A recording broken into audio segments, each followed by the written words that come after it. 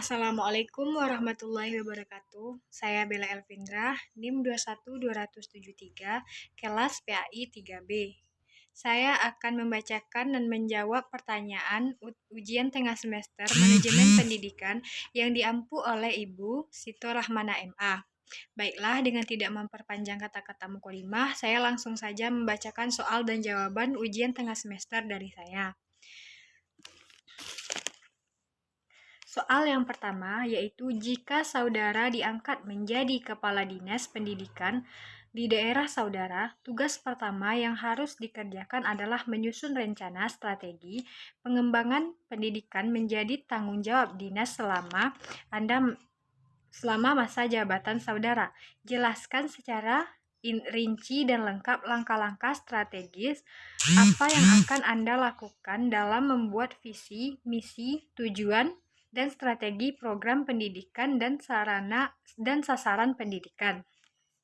Jadi, jawaban saya yaitu visi merupakan sesuatu yang akan dibayangkan secara ideal yang akan kita capai di masa yang akan datang, yaitu sesuatu pandangan jauh tentang tujuan di mana yang akan datang di masa yang akan datang.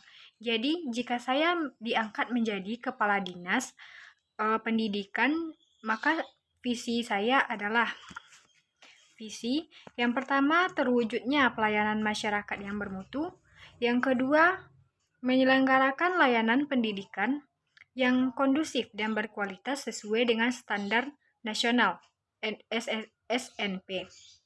Yang ketiga, menyelenggarakan pendidikan yang wajib belajar 12 tahun yang menjangkau seluruh lapisan masyarakat. Yang kedua, mewujudkan pendidikan kecakapan hidup melalui pendidikan kewirausahaan dan pemberdayaan pendidikan. Yang kelima, menyelenggarakan karakter pendidikan melalui peningkatan penghayatan, pengamalan nilai-nilai keagamaan, kearifan, dan sekolah yang berwawasan lingkungan. Lalu, misi adalah suatu pernyataan tentang apa yang harus dikerjakan dalam usaha mewujudkan pernyataan yang tentang harus dikerjakan dalam usaha mewujudkan suatu visi yang telah dibuat. Jadi misi saya jika diangkat menjadi kepala dinas pendidikan adalah misi yang pertama, menyelenggarakan pelayanan pendidikan yang merata dan adil. Yang kedua, meningkatkan sarana dan prasarana di lingkungan masyarakat. Yang ketiga, meningkatkan profesionalisme dan mutu pendidikan serta tenaga pendidikan. Selanjutnya, mengembangkan pendidikan karakter melalui manajemen pendidikan yang transparan. Yang kelima, menyelenggarakan pendidikan yang dapat memenuhi kebutuhan lapangan kerja. Yang keenam, mewujudkan pelayanan pendidikan yang bermutu. Lalu selanjutnya tujuan, yaitu perencanaan jangka panjang yang disusun untuk meningkatkan pada suatu pencapaian akan tujuan dan sasaran tertentu.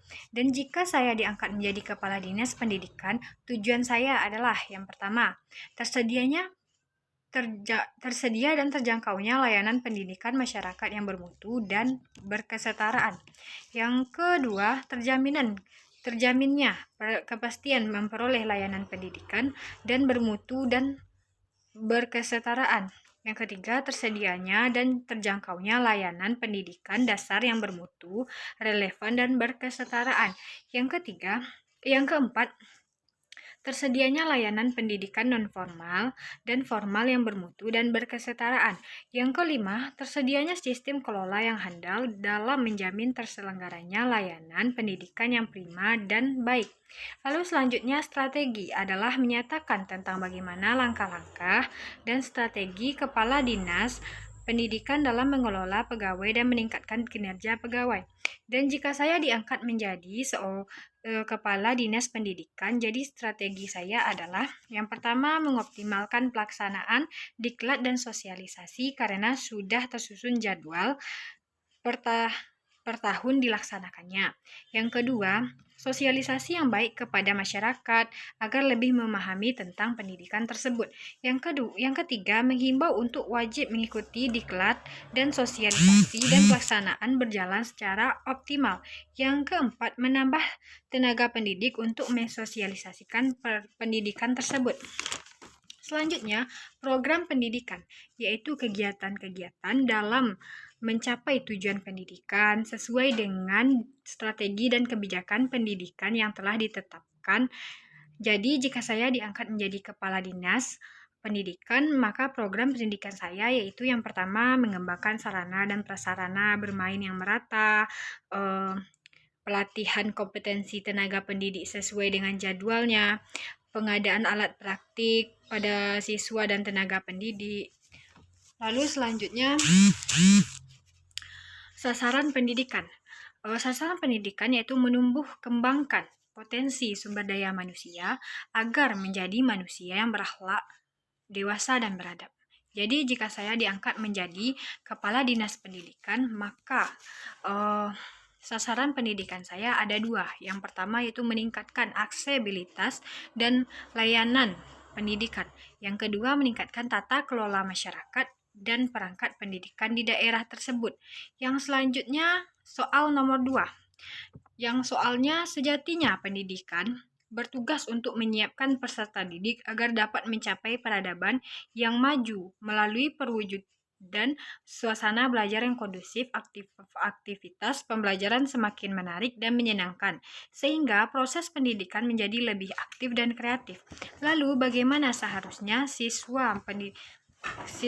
sistem pendidikan nasional yang sekarang ini diterapkan dalam konsep pengembangan negara dan bangsa Indonesia?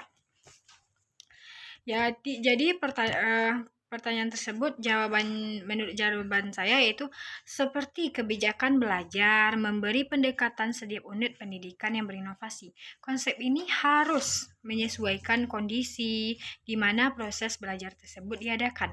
Sebaiknya sistem pendidikan di Indonesia itu harus mampu menjamin pemerataan kesempatan pendidikan, peningkatan mutu dan relevansi, serta efisiensi manajemen pendidikan tersebut.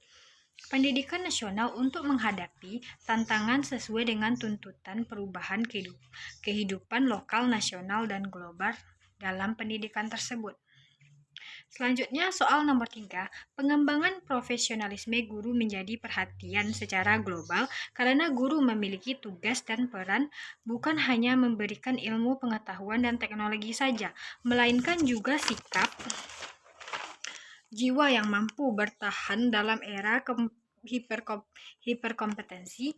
Tugas guru adalah membantu peserta didik agar mampu beradaptasi terhadap tantangan kehidupan. Pemberdayaan pendidikan itu meliputi aspek kepribadian tertentu, aspek intelektual, sosial, emosional, dan keterampilan. Nah, bagaimana cara guru dalam mewujudkan kualitas pendidikan yang bermutu untuk peserta didik agar menjadi pribadi yang berintelektual,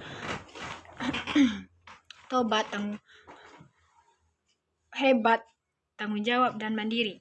Jadi, jawaban dari pertanyaan tersebut yaitu 1. Menjadi contoh bagi siswa. Contohnya, guru dipandang sebagai orang tua yang lebih dewasa oleh para siswa. Selanjutnya, yang kedua, menjadi apresiator, yaitu sebagai seorang guru hendaknya tidak hanya mementingkan nilai akademis saja, tapi juga mengapresiasikan usaha siswa tersebut. Yang ketiga yaitu mengajarkan siswa nilai moral pada setiap pembelajaran. Contohnya, pada saat mengajarkan matematika, guru tidak hanya sekedar memberikan pendidikan dan cara mengajarkannya kepada siswa. Yang keempat, bersikap jujur dan terbuka kepada siswa, yaitu sebaiknya guru mengakui kesalahan yang diperbuat sekecil apapun itu. Yang kelima, mengajarkan siswa sopan santun. Yang keenam, memberikan kesempatan siswa belajar menjadi pemimpin. Yang ketujuh, berbagi pengalaman inspiratif seperti pengalaman yang telah dimiliki oleh guru lalu diberikan kepada siswa untuk dijadikan inspirasi yang berguna untuk dirinya kelak di masa yang akan mendatang. Jadi yang keempat, soalnya itu peranan perguruan tinggi sangat signifikan sebagai penggerak dalam meningkatkan sumber daya manusia, karena perguruan tinggi bertujuan untuk mempersiapkan diri peserta didik dalam memasuki dunia kerja dan karir, mempersiapkan peserta didik untuk dapat berinteraksi dan hidup dengan baik dalam masyarakat. Sistem pendidikannya memudahkan peserta didik menuntut pendidikan sesuai dengan bakat dan minat dan tujuannya. Bagaimana cara pengelolaan dan peningkatan sumber daya di perguruan tinggi agar menghasilkan generasi bangsa yang cerdas, kompetitif, dan produksi? Jadi jawaban saya dari pertanyaan ini yaitu perguruan tinggi merupakan peranan yang sangat penting dalam meningkatkan pendidikan yang di dalamnya pelaksanaan dengan menerapkan strategi yang diharapkan strategi tersebut diharapkan mampu melahirkan generasi muda yang unggul dan berkualitas. Bangsa yang maju adalah bangsa yang memiliki sumber daya manusia yang unggul dan berkualitas. Salah satunya dengan institusi yang paling bertanggung jawab meningkatkan sumber daya manusia tersebut. Perguruan tinggi harus menyesuaikan yang dinamis terhadap lingkungan. Satu bentuk penyesuaian perguruan tinggi adalah diberlakukannya kerangka pengembangan pendidikan tinggi yang mempunyai 3 pilar utama, yaitu peningkatan daya saing bangsa, otonomi industri, pendidikan tinggi, dan kesehatan organisasi. Selanjutnya soal yang kelima, lembaga pendidikan yang akuntabel, berkualitas baik, dan pengelola sumber daya mampu bersaing dengan lembaga pendidikan lain dan dapat mengantarkan pendidik ke jenjang pendidikan lain dan dapat mengantarkan peserta didik ke jenjang pendidikan yang lebih tinggi ataupun di dunia kerja dengan bekal ilmu, pengetahuan, dan teknologi serta keterampilan teknis yang sangat diperlukan oleh dunia usaha dan industri. Lembaga seperti ini merupakan lembaga pendidikan yang diminati masyarakat. Kita lihat kebanyakan di lapangan beberapa lembaga pendidikan yang semakin lama semakin populer dan maju. Jadi, baik jumlah siswa maupun kualitasnya. Sebaiknya tidak sedikit lembaga pendidikan yang semakin tahun semakin menurun. Hal apa yang seharusnya dilakukan oleh pengelola lembaga pendidikan untuk menciptakan lembaga pendidikan yang baik dan bermutu, yang memperhatikan dan memenuhi harapan semua pihak yang terlibat dalam lembaga tersebut. Jadi jawaban saya dari pertanyaan nomor 5 ini yaitu yang pertama pemerintah, yaitu kebutuhan seseorang mengelola lembaga pendidikan terhadap semua peraturan yang dikembangkan oleh pemerintah melalui dinas pendidikan. Yang kedua siswa dan orang tua. Jadi keinginan untuk mendapat pelayanan yang baik dengan hasil lulusan yang berkualitas, berbudi luhur, terampil, dan bertanggung jawab terhadap komunitas. Yang ketiga yaitu komunitas bertanggung jawab. Yang ketiga yaitu komunitas memerlukan lingkungan kerja yang sejuk, nyaman, kondusif untuk pengembangan diri. Yang keempat pendidik dan tenaga kependidikan membutuhkan kesejahteraan yang baik, jaminan kesehatan dan keselamatan. Selanjutnya institusi lain membutuhkan tenaga kerja yang bersaing dan siap pakai. Selanjutnya investor mengharapkan reputasi lembaga pendidikan yang baik. Jadi selanjutnya soal nomor 6, soalnya yaitu materi yang sudah dipelajari membahas tentang konsep dasar manajemen, organisasi lembaga pendidikan, identifikasi sumber daya manajemen dalam pendidikan, manajemen peserta didik, manajemen peserta didik, manajemen tenaga kependidikan. Jadi, carilah jurnal-jurnal terbaru terkait salah satu materi yang dibahas. Kemudian cantumkan jurnal tersebut dalam tugas dan berikanlah gagasan ilmiah saudara terkait dengan jurnal tersebut dan temukanlah dalam jurnal yang saudara pilih itu apa yang menjadi karakteristik dari jurnal tersebut dan bagaimana implikasinya terhadap pelaksanaan proses pendidikan pada masa sekarang. Jadi saya mengambil jurnal yaitu yang berjudul Strategi Manajemen Konflik sebagai Upaya Peningkatan Kinerja Teamwork Tenaga Pendidikan. Bisa dilihat. Ini adalah makalah jurnal dari saya yang dilihat, jurnal yang terbaru mengenai tentang manajemen tenaga kependidikan. Ini selanjutnya.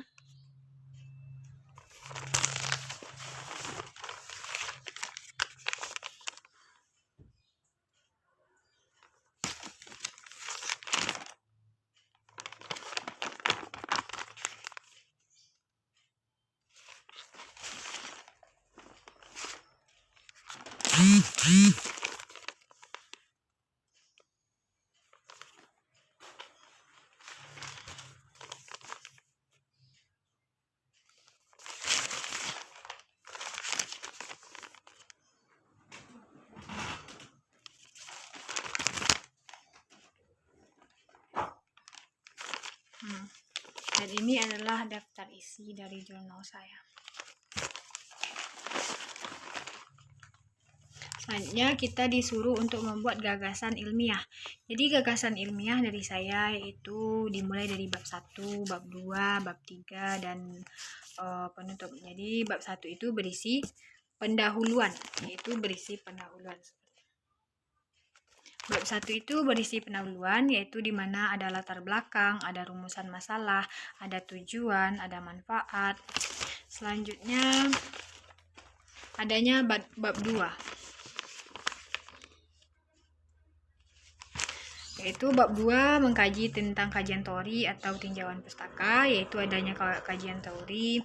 Yang bab 3 adalah mengenai pembahasan tentang manajemen ketenaga kerjaan pendidikan tersebut. Lalu di pembahasan tersebut ada metode penelitian, hasil pembahasan.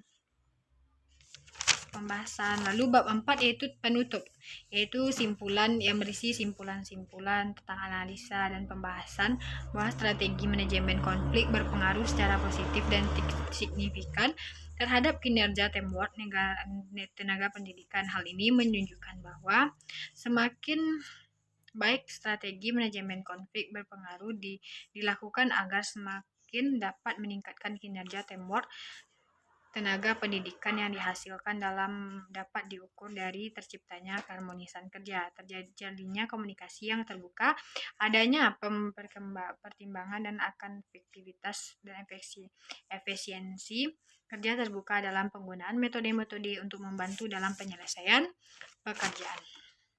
Jadi pertanyaan selanjutnya, apakah karakteristik dari jurnal tersebut?